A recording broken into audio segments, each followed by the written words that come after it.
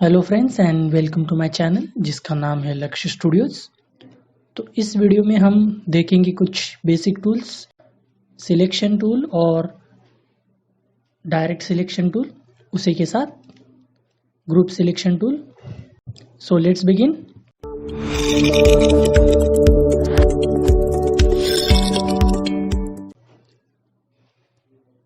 इन tools का use करने के लिए हमें कुछ बेसिक शेप्स यूज़ करने पड़ेंगे, जैसे कि फॉर एग्जांपल बेसिक शेप्स यहाँ पे हैं। तो यहाँ पे अगर मैं लॉन्ग प्रेस करूँगा लेफ़्ट क्लिक तो यहाँ पे ये सारे टूल्स ओपन हो जाएंगे। सबसे पहले रेक्टेंगल टूल, इसको मैं क्लिक एंड ड्रैग करूँगा तो यहाँ पे बाय डिफ़ॉल्ट अगर आप देखेंगे तो जो फील कलर है वो वाइट और जो स्ट्रोक कलर है वो ब्लैक। इसे हम चेंज भी कर सकते हैं। सिंपली यहाँ पे डबल क्लिक कीजिए या यहाँ पे क्लिक करने के बाद आप यहाँ पे स्विचेस पैनल जो ऑलरेडी ऑन है वहाँ पे भी क्लिक कर सकते हैं। तो ये यहाँ पे चेंज हो गया। अगर आपको आउटलाइन का कलर चेंज करना है तो वो भी आप यहाँ से कर सकते हैं। सिर्फ आपको स्ट्रोक सेलेक्ट करना है और ये चेंज हो जाएगा, जैसा कि आप देख सकते हैं। इसका अगर मैं थोड़ा सा वेट इंक्रीज कर दूं तो देख सकते हैं।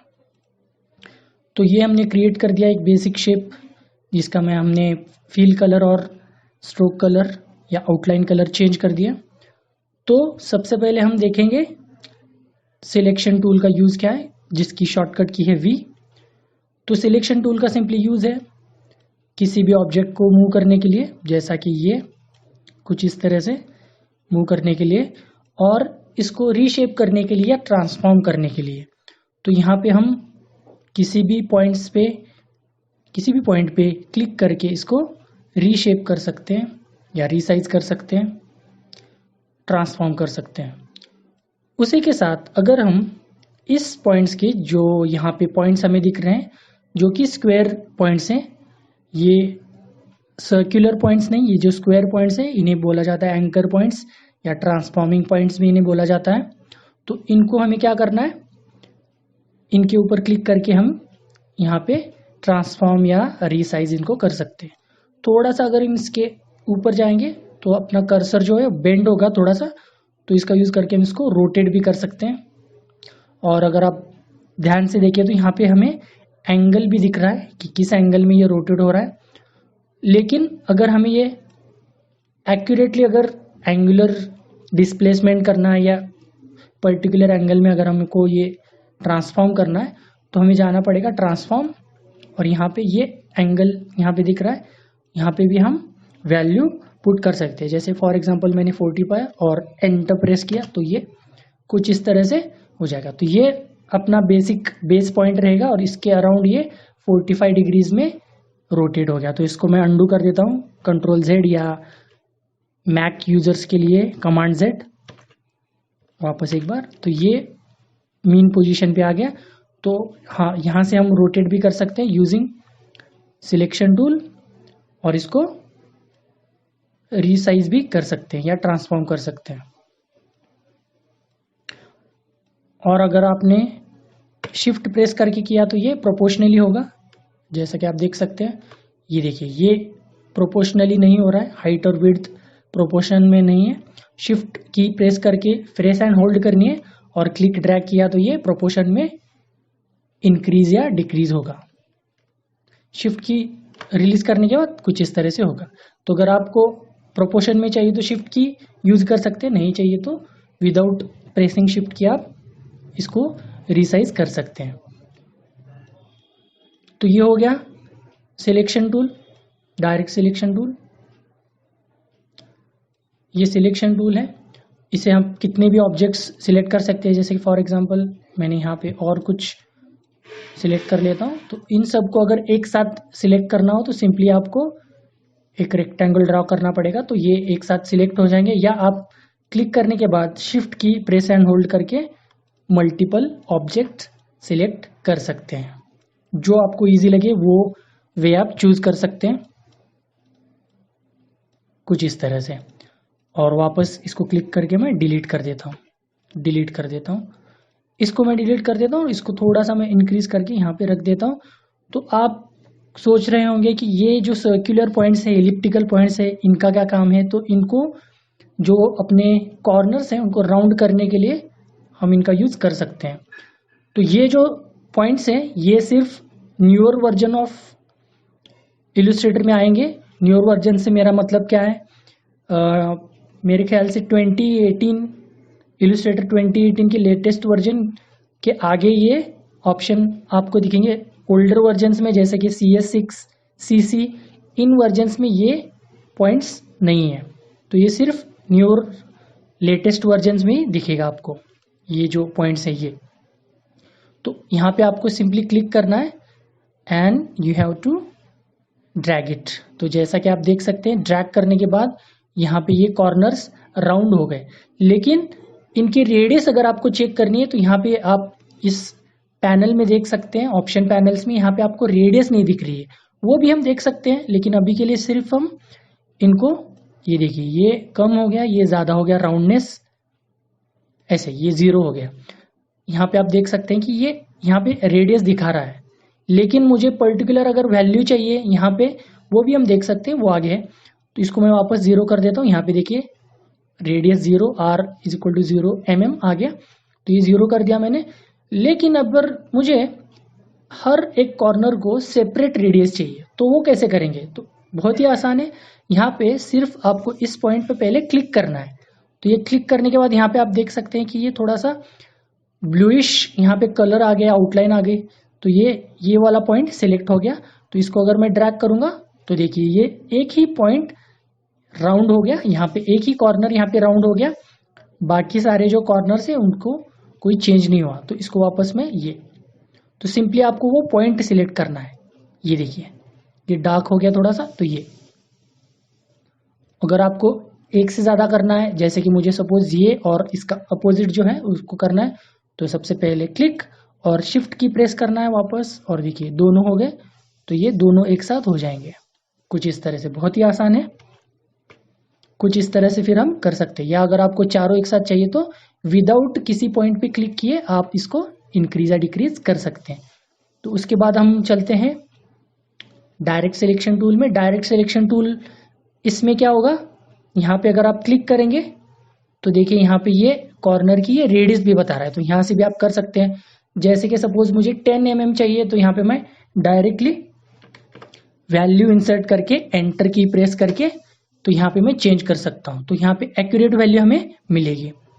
तो ये दिखाएगा देखिए यहाँ पे, और यहाँ पे अगर मैं 0 कर दूंगा तो वापस ये ओरिजिनल पोजीशन में आ जाएगा।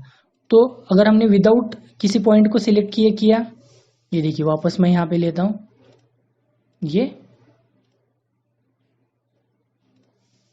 तो ये कुछ इस तरह से चारों एक साथ हो जाएंगे। तो इसका एडिशनल यूज क्या है फिर डायरेक्ट सिलेक्शन टूल का, हम रीशेप के साथ साथ इसको रीसाइज के साथ साथ इसको रीशेप भी कर सकते हैं।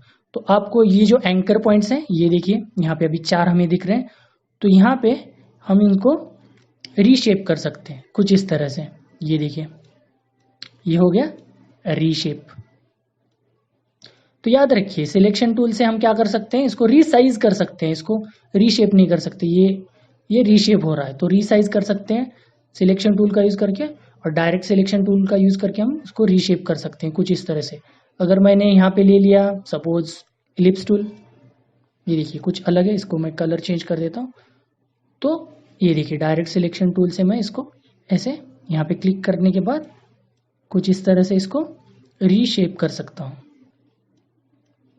ये देखिए यहाँ पे ये एंकर पॉइंट्स हम ऐड भी कर सकते हैं और डिलीट भी कर सकते हैं, लेकिन उसके लिए हमें दूसरे टूल्स का यूज करना पड़ेगा जो कि हम फ्यूचर में देखेंगे आने वाले वीडियोस में। तो ये बहुत ही आसान है लोगोज वगैरह क्रिएट करने के लिए, या अगर आप पैम्पलेट्स, ब्रोशर्स, बिजनेस कार्ड्स, कोई भी वेब लेआउट्स वगैरह आप क्रिएट कर रहे हैं तो कोई भी शेप में मॉडिफिकेशंस करने के लिए ये टूल बहुत ही यूजफुल है, डायरेक्ट सिलेक्शन टूल। और अगर आप आने वाले टूल्स का जो हम देखने वाले उनका और डायरेक्ट सिलेक्शन टूल का एक साथ यूज करेंगे तो बहुत ही यूजफुल टूल है। तो कुछ इस तरह से हम यूज कर सकते हैं इसका। तो नेक्स्ट टूल है ग्रुप सिलेक्शन टूल। तो इसका यूज कैसे करेंगे, और एक बात है यहाँ पे, अगर सपोज हमने यहाँ पे कुछ मल्टीपल शेप्स क्रिएट कर ले कुछ इस तरह से। ये मल्टीपल शेप्स हम क्रिएट कर रहे हैं। ये मैं एकदम आपको डिटेल में बता रहा हूँ, तो अगर आपको कुछ भी अगर नॉलेज नहीं है इलस्ट्रेटर का तो उनको भी समझ में आए, इसीलिए मैं बहुत ही ज़्यादा डिटेल में ये बोल रहा हूँ। तो जिनको थोड़ा बहुत इलस्ट्रेटर आता है उनको शायद ये बोर लगे, लेकिन मैं ऐसे लोगों को ध्यान में रख के ये बना रहा हूँ कि जिनको बिल्कुल भी इलस्ट्रेटर नहीं आता है तो उनको आसानी हो, इसलिए मैं ज़्यादातर डिटेल्स में बोलने की कोशिश कर रहा हूँ। तो ये मैंने बहुत सारे शेप्स यहाँ पे क्रिएट कर लिए। मैंने सिर्फ इलिप्टिकल टूल लिया है, आप कोई भी शेप ले सकते हैं। तो मल्टीपल शेप्स यहाँ पे मैंने क्रिएट कर लिए। तो जैसे मैंने पहले भी बोला है कि आप यहाँ पे ये इनको ऐसे सिलेक्ट कर सकते हैं। सिलेक्ट करने के बाद अगर मुझे इनको ग्रुप करना है, ग्रुप देखिए ऑब्जेक्ट में यहाँ पे ऑप्शन है ग्रुप, या इसकी शॉर्टकट की है कंट्रोल जी, या मैक में कमांड जी। ये देखिए ये ग्रुप बन गया। तो अगर मैं किसी भी एक ऑब्जेक्ट को अगर मूव करूँ तो सारे ऑब्जेक्ट्स एक साथ मूव हो जाएंगे। तो इनको हम राइट क्लिक करके अनग्रुप भी कर सकते हैं या ऑब्जेक्ट में जाके भी कर सकते हैं। तो ये ग्रुप बन गया। तो विदाउट अनग्रुप किए मैं इनको सेपरेट नहीं कर सकता अगर मैं सिलेक्शन टूल यूज कर रहा हूं तो डायरेक्ट सिलेक्शन टूल का और एक यूज क्या है, भले ये ग्रुप में है लेकिन मैं इनको सेपरेट कर सकता हूं। ये देखिए ये ऑलरेडी ग्रुप में है लेकिन मैं फिर भी कर सकता हूं क्योंकि मैं डायरेक्ट सिलेक्शन टूल का यूज कर रहा हूं। देखिए अगर हमें थोड़ा सा माइनर चेंज वगैरह करना है तो लेकिन वापस हमें अनग्रुप करके ग्रुप करना पड़ेगा। तो ये डायरेक्ट सिलेक्शन टूल का एक फायदा क्या है कि हम माइनर एडजस्टमेंट्स यहाँ पे कर सकते हैं कुछ इस तरह से। ये देखिए कुछ इस तरह से हम कर सकते हैं। ये हो गया डायरेक्ट सिलेक्शन टूल का और एक यूज, क्योंकि अगर हम सिलेक्शन टूल से करेंगे तो पूरे एक साथ मूव होंगे। देखिए ये ऐसे पूरे एक साथ होंगे, लेकिन डायरेक्ट सिलेक्शन टूल से क्या होगा, जो हम सिलेक्ट करेंगे वही मूव होगा कुछ इस तरह से। तो फिर ग्रुप सिलेक्शन टूल का यूज क्या है, ग्रुप सिलेक्शन टूल अगर आप देखें तो आपको लगेगा अरे ये तो सिमिलर ही है डायरेक्ट सिलेक्शन टूल से, तो इसका यूज क्या है फिर। तो इसका यूज है सिमिलरली डायरेक्ट सिलेक्शन टूल जैसा हम सेपरेटली इनको मूव कर सकते हैं, लेकिन अगर आप किसी भी ऑब्जेक्ट पे डबल क्लिक करें तो ये पूरा ग्रुप सिलेक्ट कर देता है एक साथ। तो आप बोलेंगे इसमें क्या खास बात है, ये तो हम सिलेक्शन टूल से भी कर सकते हैं, लेकिन अगर आपके पास मल्टीपल ग्रुप्स हैं, ये तो एक ग्रुप हो गया, ऐसे आपके पास 3-4 ग्रुप्स हैं, तो आपको पर्टिकुलर वही ग्रुप आपको अगर सिलेक्ट करना है तो डबल क्लिक करने के बाद यही ग्रुप सिलेक्ट होगा कुछ इस तरह से। एक से ज़्यादा अगर ग्रुप होंगे तो ये थोड़ा सा कंफ्यूजिंग हो सकता है, तो ये इससे थोड़ा सा इजी होगा। डबल क्लिक किया तो जिस ऑब्जेक्ट पे आपने क्लिक किया है उसका ग्रुप सिर्फ वो सिलेक्ट करेगा कुछ इस तरह से। ये देखिए ये मूव हो रहा है, डबल क्लिक किया तो ये पूरा उसने ग्रुप सिलेक्ट कर दिया। तो ये इलस्ट्रेटर में बहुत ही यूजफुल टूल्स हैं तीनों, और मोस्ट यूज टूल्स कौन से हैं, एक तो सिलेक्शन टूल और डायरेक्ट सिलेक्शन टूल, ये मोस्ट यूज्ड टूल्स हैं। तो इस वीडियो में बस इतना ही, मिलते हैं नेक्स्ट वीडियो में, तब तक के लिए bye bye and see you when I see you.